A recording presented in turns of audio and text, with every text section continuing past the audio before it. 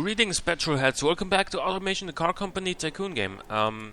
Since this was requested, I am going to make a turbocharged inline-six version of the family car, of the family saloon and estate anyway, for ESE. And I thought it was gonna be a pretty good idea to begin with, so you know, to open up some more markets for this company. Right. Copy this.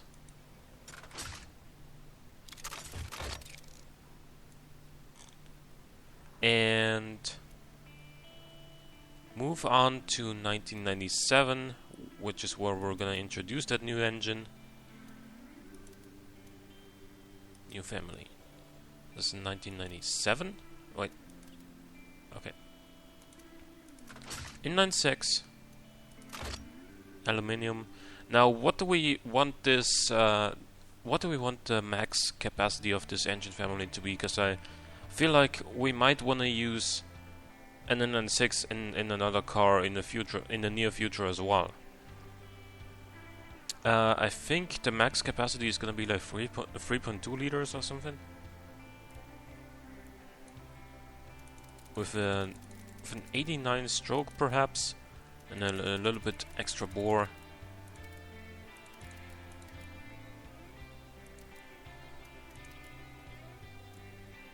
Yeah, okay. Dual overhead cams, 4 volts per cylinder with VVL.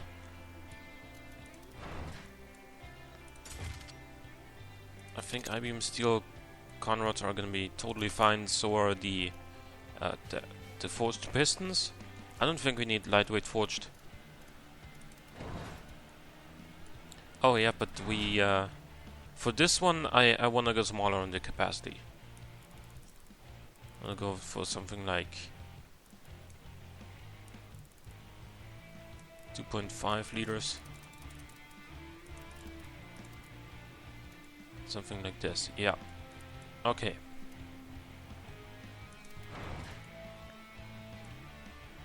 VVL profile is gonna be relatively low. And we are gonna be turbocharging this thing, as I said. It is gonna be a air-to-air intercooler, I think, with a ball bearing. Very small turbine. And the compressor is gonna be around 50 millimeters, I guess. And then we set the AR ratio to 1 for now.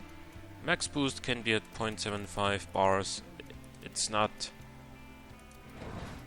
super high. It's not particularly low either. Gonna go for the throttle per cylinder setup because that makes for quite a bit more throttle response. We want this thing to be a little bit more economical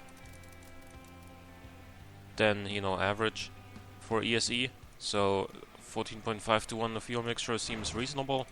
Let's see, 2 straight flow mufflers. Okay, and we're knocking quite badly. There we go. Okay, 196 horsepower. We can work with that. We can work with this torque curve and this, you know, the way this whole graph looks. I'm gonna go with a smaller compressor size, but with a bigger AR ratio.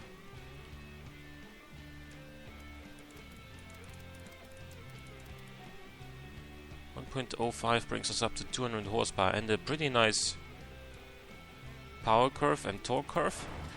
How high can we go with the RPM limit? 6500? Okay.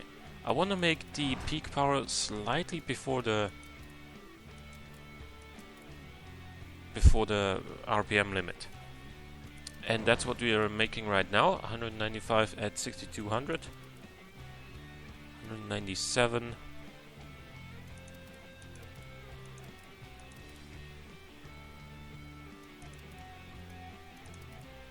200 horsepower. Okay. 219 pound-feet of torque at 2500 RPM. Yeah, I think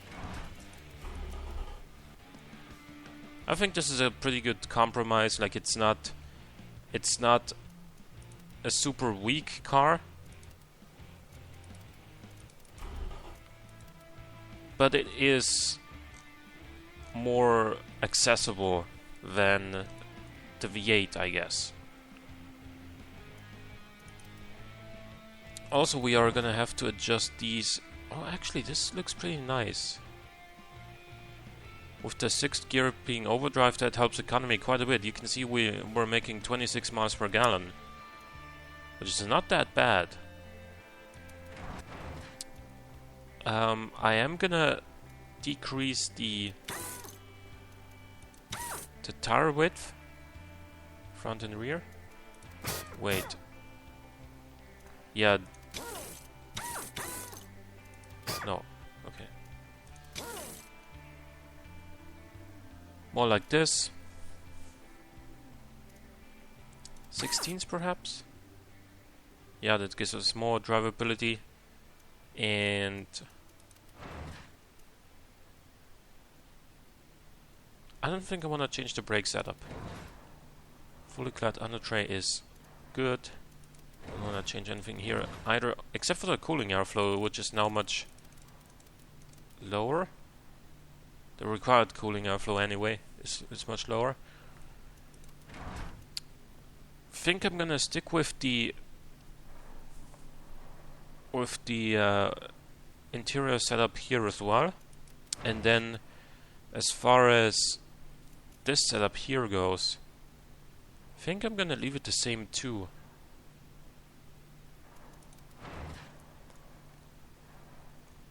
But we will see how this thing performs altogether.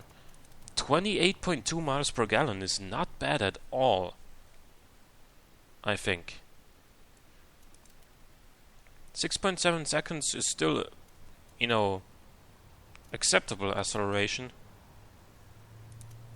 It's not what you'd normally call, like, you know, very slow.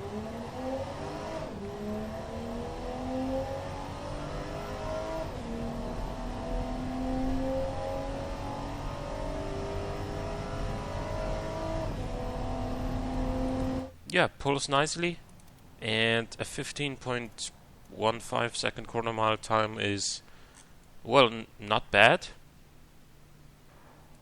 Aesthetically, I don't. Yeah, we're gonna probably remove the bonnet hump on this one, because the other one is obviously the V8 version is obviously the sort of range topping trim of this model.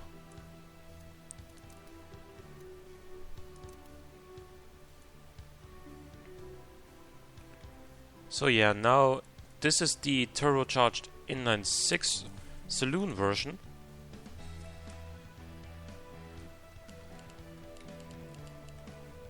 And this is gonna be the... Wait, why is the year still 1996? I changed it to 1997, didn't I? There we go. Now we got 201 horsepower. There we go, 200. And 220 pound-feet of torque. 26.9 mpg now. What just changed so much that we lost like 1.3 mpg just by that?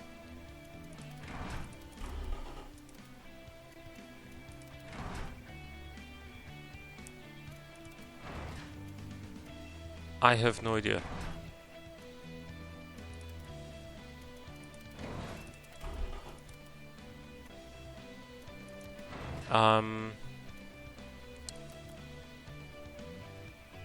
Oh, okay.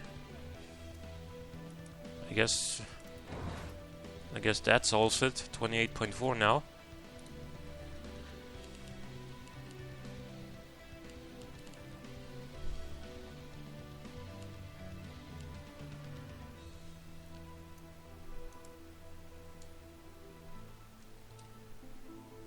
That is the 2.5 turbo eco, because while 200 horsepower from a 2.5 liter turbo engine is a decent amount for 1997, but obviously ESE is normally, you know, used to extracting a lot more horsepower per liter from a turbocharged engine. So this goes through as an eco engine, and we are gonna clone this thing as well and make an estate version of it.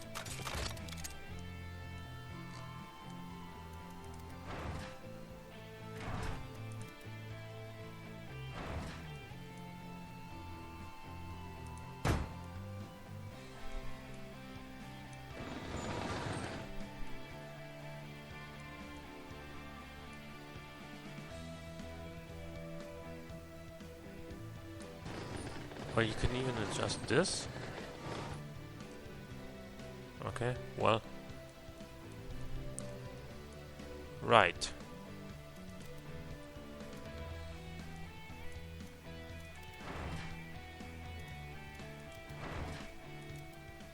This is good.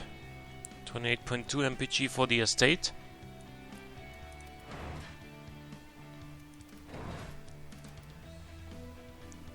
Family Sport Premium, Utility Sport Premium, Fun Premium, Muscle. Yeah, good. Very good.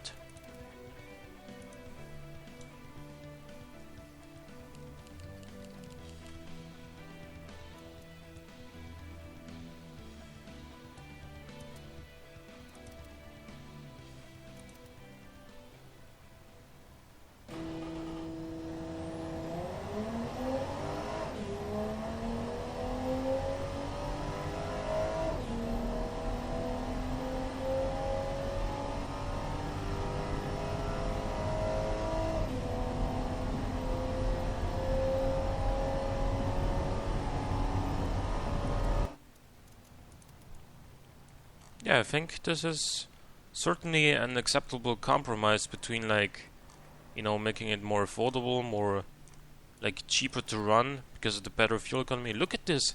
These service costs are actually really, really low. $2,293 running costs. I mean, not crazy low, not on the same level as, like, I don't know, a Renault Clio or something. But considering this is a decently big family estate with a turbocharged inline 6 engine, these running costs are really, really low.